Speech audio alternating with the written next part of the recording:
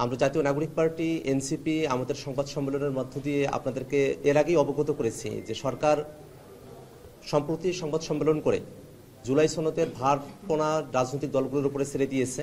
আমরা মনে করি যে এটা এই সরকারের কর্তব্য, যেহেতু তারা এই সংস্কারের ম্যান্ডেট নিয়েই ক্ষমতায় এসেছেন, তাদেরকে এই সংস্কার সম্পূর্ণ করতে হবে। তথাপিও জাতীয় নাগরিক পার্টি সবসময় আলোচনার পক্ষপাতী।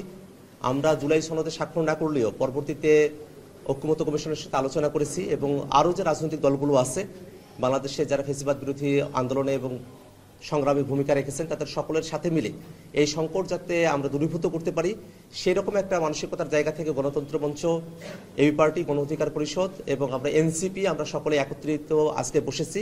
আমাদের মধ্যে অনেকগুলো বিষয় নিয়ে কথাবার্তা হয়েছে।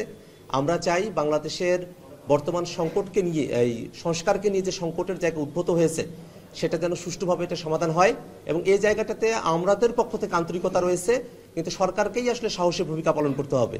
সরকার যদি সংস্কারের ব্যাপারে সাহসী ভূমিকা পালন করতে ব্যর্থ হয় তাহলে এই সংস্কারকে সম্পূর্ণ করা সম্ভবপর হবে না এবং সরকারও তাদের ম্যান্ডেট থেকে চ্যুত হয়ে পড়বেন।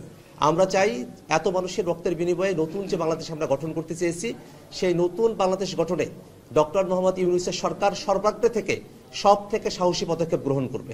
ধন্যবাদ সকলকে।